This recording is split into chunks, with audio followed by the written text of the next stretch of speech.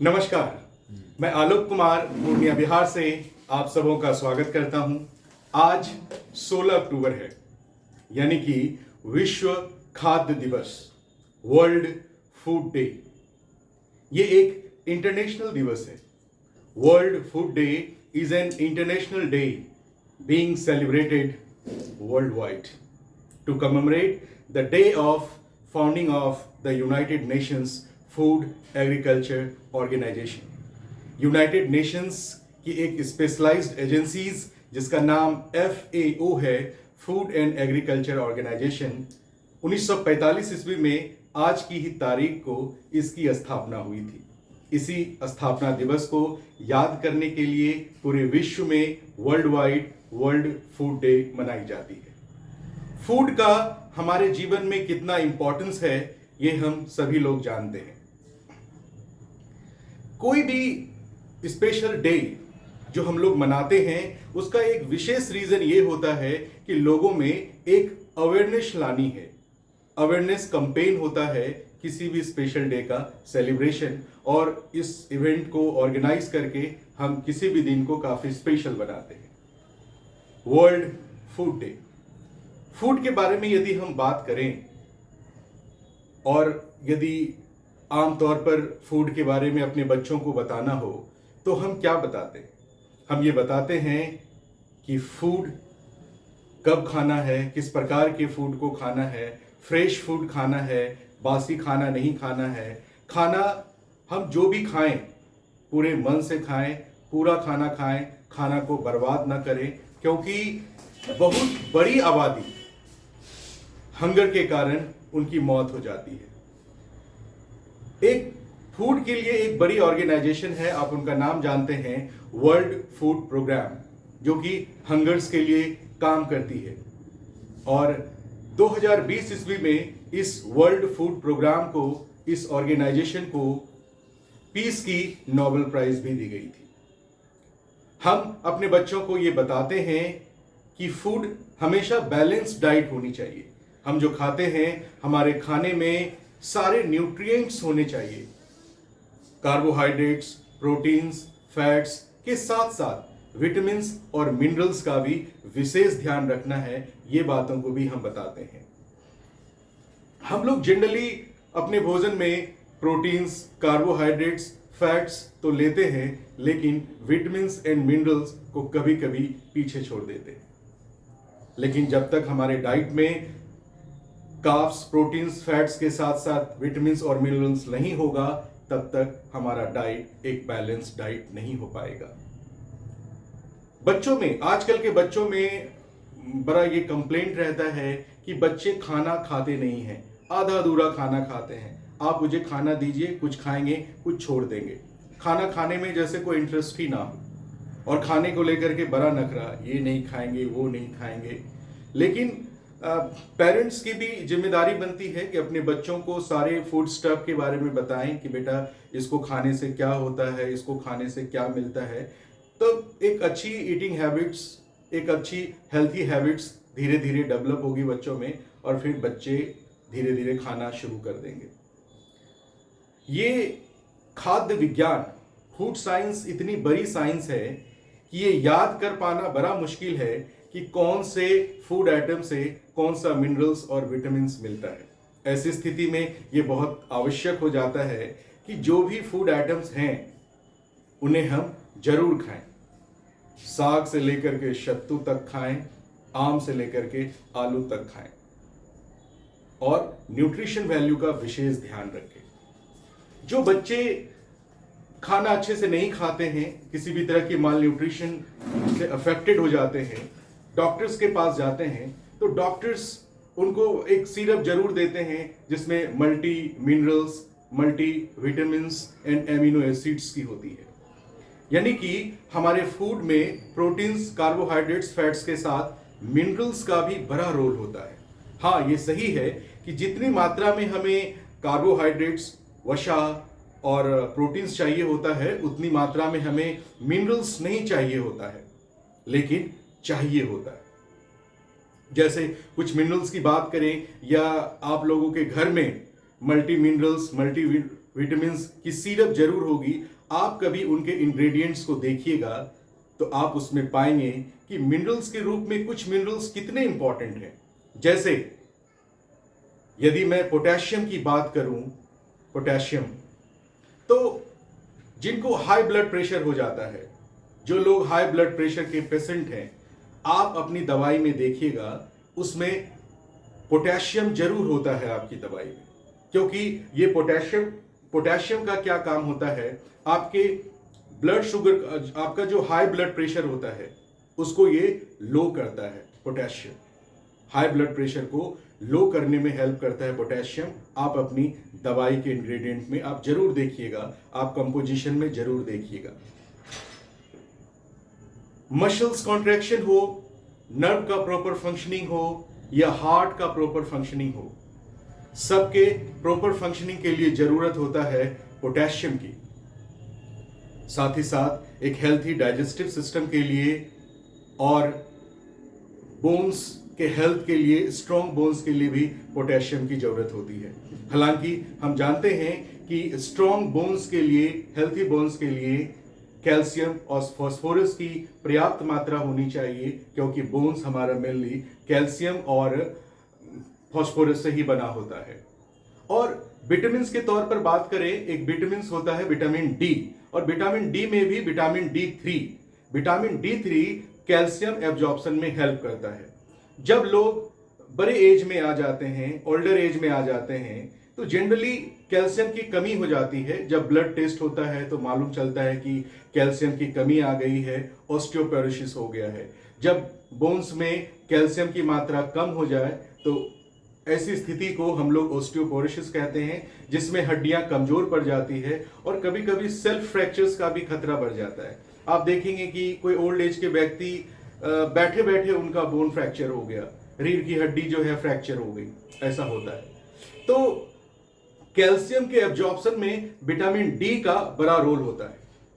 साथ ही साथ हम बात कर रहे हैं मिनरल्स पोटेशियम की, तो पोटेशियम हमारे सेल्स में जो फ्लूइड होता है उसके लेवल को बैलेंस करना, पीएच लेवल को बैलेंस करना, muscles functioning, heart functioning, nerves functioning, एक अच्छे डाइजेस्टिव हेल्थ, बोन्स, सबके लिए पोटेशियम बहुत जरूरी होता है। और यदि अब ये जानना बड़ा जरूरी हो गया है कि हम क्या खाएं जिसमें हमें पोटेशियम की अच्छी मात्रा मिल जाए, तो बिल्कुल बहुत ही इजीली अवेलेबल होता है मार्केट में, और वो है बनाना यानी कि केला। केला एक ऐसा फल है जिसमें पोटेशियम और फाइबर्स ये प्रचुर मात्रा में पाया जाता है। प्रचुर मात्रा में पोटेशियम का पाया जाना ही केला को एक विशेष फल बना देता है। तब आप समझ लीजिए कि पोटेशियम कितना जरूरी है या केला कितना जरूरी है। तो डेली एक केले का सेवन तो होना ही चाहिए। हम जानते हैं हमारे खाने में, डेली के खाने में कम से कम चावल, दाल, सब्जी या रोटी, सब्जी, दाल होता है, लेकिन इसके साथ साथ ये जरूरी है कि डेली एक केले का सेवन भी हो, ताकि शरीर को एक एडिक्वेट या ऑप्टिमल अमाउंट में पोटेशियम मिलता रहे, इसकी कमी ना हो जाए। दूसरे मिनरल्स की बात करें तो बात करेंगे मैग्नीशियम के बारे में। आपको जानकर के ये बेहद आश्चर्य होगा कि हमारे शरीर में 300 से भी ज्यादा प्रकार के बायोकेमिकल रिएक्शंस में मैग्नीशियम का हेल्प होता है। यदि मैग्नीशियम की कमी हो जाए तो समझिए हमारा जो बायोलॉजिकल फंक्शन है वो कितना ज्यादा अफेक्टेड हो जाएगा। अब मैग्नीशियम के लिए, हमारे बॉडी को मैग्नीशियम मिले, इसके लिए बहुत ही जरूरी है कि आप ग्रीन्स का ज्यादा यूज करें, ग्रीन वेजिटेबल्स का ज्यादा यूज करें।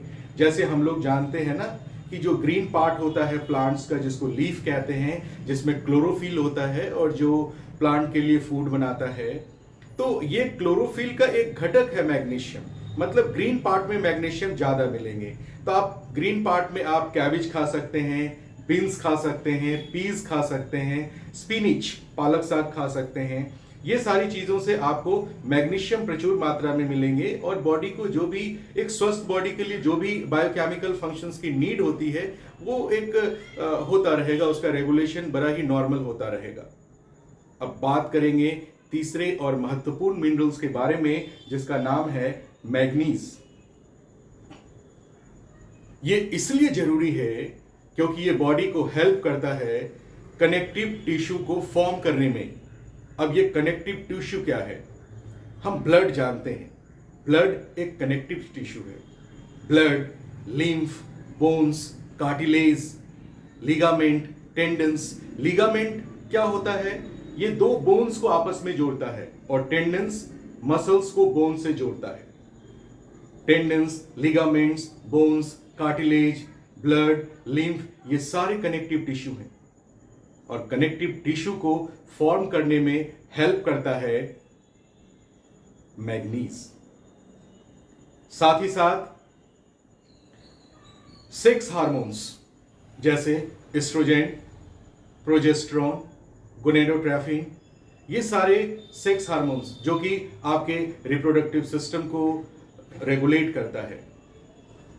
और साथ ही साथ मैग्नीज कोगुलेटिंग फैक्टर्स को भी बनाने में हेल्प करता है। ये कोगुलेटिंग फैक्टर्स क्या है? मतलब ब्लड को कोगुलेट करने में, ब्लड को जमाने में। जब कभी भी हमारा ब्लड वेसल्स रैप्चर करता है, हमें चोट लगती है, ब्लड बाहर आता है, वो जो कोगुलेट करता है, तो बहुत सारे कोगुलेटिंग फैक्टर्स हैं। आप 13 कोगुलेटिंग फैक्टर्स के बारे में जानेंगे, जैसे fibrinogen, prothrombin, tissue factor, calcium ion, proaccelerin, accelerin, proconvertin, antihemophilic, Christmas, Stuart, plasma thromboplastin, Hageman and fibrin. और ये जो चौथा फैक्टर्स है, जिसको कि आप कैल्शियम आयन कहते हैं, ये बड़ा ही इंपॉर्टेंट रोल प्ले करता है कोगुलेशन में। मतलब कैल्शियम का बड़ा रोल होता है बोन्स को स्ट्रॉन्ग रखने में, कोगुलेशन में, और भी कई सारे फंक्शंस में।